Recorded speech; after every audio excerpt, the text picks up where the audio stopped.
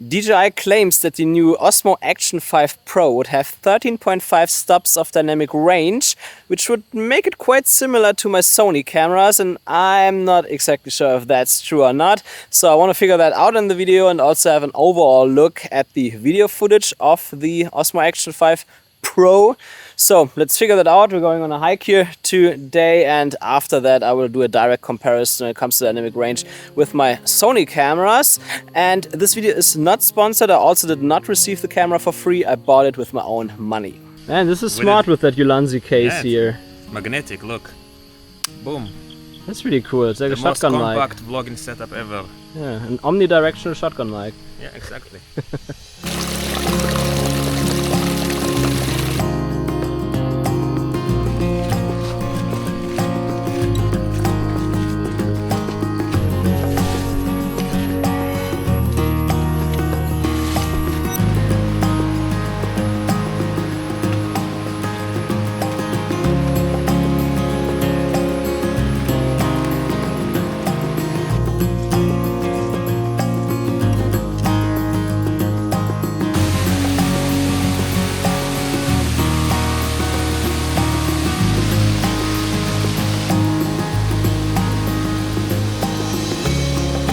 First stop, Wat Palat Temple. Oh, it's a bit wet here.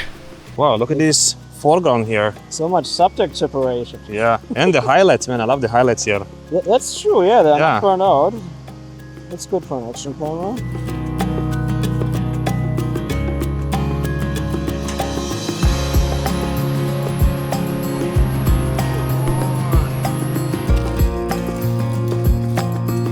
Living 5 years in Shanghai already, and it's the first time that I did the Bronx Trail. It was a tap hike. A bit late. Somebody clap.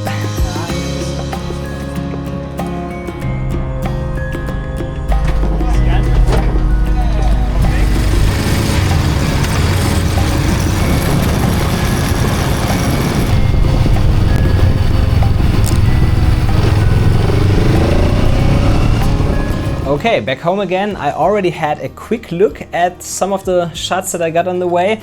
I must say I was pretty impressed with the bottom-up shot on the motorbike, because the sun is actually quite small in the shot, the sky around it is blue, and you can still see detail in my black shirt, which is kind of a hint of good dynamic range of the Action 5 Pro.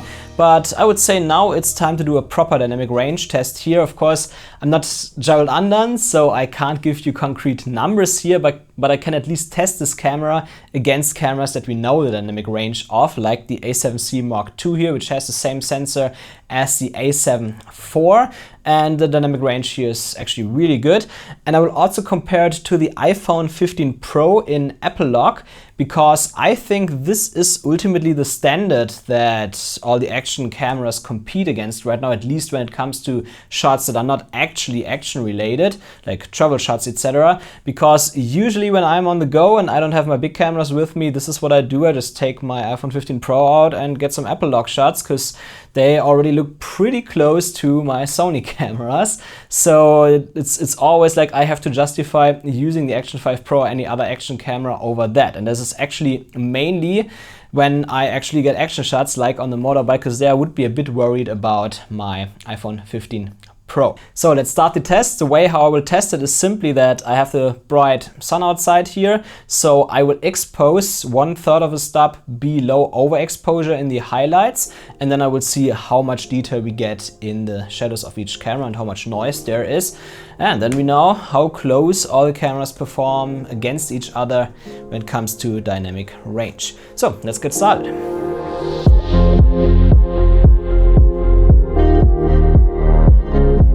So let's look at the test results. This is the A7C Mark II here, which is my reference shot essentially. Like, I didn't do any changes here. And you can still see, we see a good amount of detail in the highlights, which should be because I exposed for that, and also a good amount of detail in the shadows. Looks actually pretty good here. But now when we come to the Action 5 Pro, you can see that's a very different image that we get here. Like, we can still see all the details in the highlights because I exposed for that, but here in the shadows, there's not much left, and I already corrected it. Like if I turn my corrections off here, you see that it's even darker, and here I lifted the shadows a slightly bit. Now look what happens here. If I lift the shadows even more, then we actually have really bad noise in here, while on the A7C Mark II, it's not. Of course, this is not a fair comparison here at all. I'm just doing that because DJI claims 13.5 stops of dynamic range, and this camera, the A7C Mark II, should have a total stops of around 14.7 according to Gerald Andan, and stops with acceptable noise in the shadows should be about 12.8.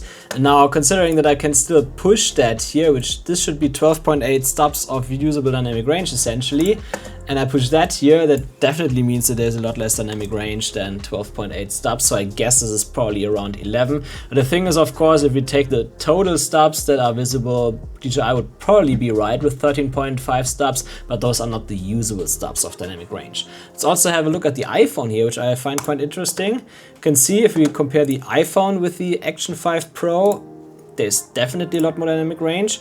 I must say I did some corrections here, like I brought the exposure down because on the iPhone 15 Pro I actually had to record at ISO 1600 because in the Blackmagic camera app you notice that when you increase the ISO, the histogram also moves more and more to the right, and you can actually capture a bit more information in the shadows. So to maximize the dynamic range on the iPhone I did that, and that's why I had to bring the exposure down again in post, and there we get a very similar image to the Sony one here.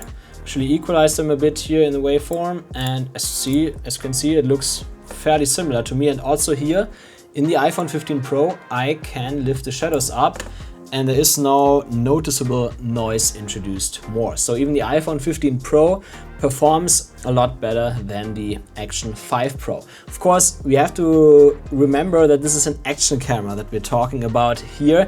This is not a full frame camera, it's not an APS-C, and they also don't have the super crazy processing that Apple has in their phones. So considering that it's just an action camera, this is actually pretty good results, even if it all looks a bit negative here right now if we compare it to cameras that are just unfair to compare it to. But overall, for an action camera, really good results. And again, I was also impressed with some of the shots, at least, that I got outside. Now, the reason why I still got the Action 5 Pro is because it's an action camera, and I want to have one camera for my motorbike where I could just quickly record myself when I'm vlogging and stuff. And for this, I think it's a great action camera, and also if you need an action camera for like snowboarding or underwater and stuff. Actually, underwater is another use case for me. When I go scuba diving, then I always need an action camera, and that's the one I will go for from now in the future.